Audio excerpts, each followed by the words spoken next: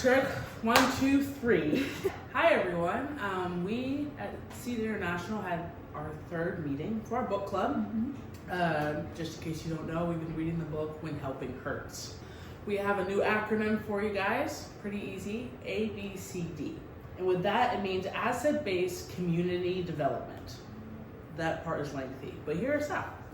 So this session was for us to be able to process more of not things that are going wrong, but the things that are strong within other people. And that capacity allowed us to process and say yes to not just things, but to people and what they bring to the world, and focusing more on gifts and to celebrate them as well. Yeah, so we did an activity to start out with head, hands, and heart. And so Kyle challenged us to think of things that were strong with us in our head, which like things that we know about, if we are intelligent or special in some way, our hands, so if there's a special skill that we can do, and then our hearts, so things that we care about and kind of makes what we do and think and care about more unique. And so we teamed up with some people around the room and shared those things about ourselves. And at first it was kind of awkward because we don't often brag about ourselves, and it's kind of like a weird thing to say, like, oh, I know more than other people about this thing, or I'm skilled at this. But the more that we talked, we really were able to open up with each other and learn a lot about each other. And so it helped us really recognize the gifts and skills that were in the room, and really led us to just a deeper connection. Yeah, so we also took a little bit to hear a true story based off from the southern islands of Thailand. So few young boys, maybe ages 8 to 12 perhaps, they fell in love with soccer, and they fell in love with being able to watch it, and they had a dream. They wanted to have fun, they had a dream, they all wanted to play soccer. But if you know anything about Thailand and the islands of it, it's like any island, it's surrounded by a lot of water. But that didn't stop them. They got creative. Of course, people on the island thought they were crazy for it. But yeah, they stayed hopeful and they stayed curious about how to make this dream come true. And so though they had a lot of water around them, they got together after school and got different scraps of wood around the island, and then different capacity to have the wood float. And that was their soccer field. That's where they practiced, that's where they had fun, and it really took off. With that training and having fun together, they were also able to go to the main part of Thailand, and then they got to like play on like legit teams and learn how to do their defense and their offense. But with that, they also realized this way of playing is different for us.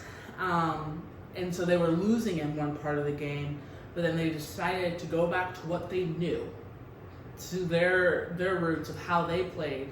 And so halfway through the game, they took all their shoes and socks off because it was like pouring down rain, and they had never played really with shoes on. So they played the rest of the game barefoot. They didn't win, but they remembered what they were good at. They remembered their skills, and with that and good teamwork, they did get second place. But with that second place, it challenged the island, and the community came together to be supportive of them. And now they formed Southern Thailand's FC professional soccer team. Yeah, and I think it's just really cool to hear about that story and to learn that they started with what they had. With soccer, you need a field or a pitch, and they didn't have that, but they were resourceful and they were enthusiastic, and so they were able to create that themselves from what was around them, and what they found was the scrap wood, and they were able to make it work. And so that was just a really cool example of asset-based community development. We also heard from a local business here in Knoxville.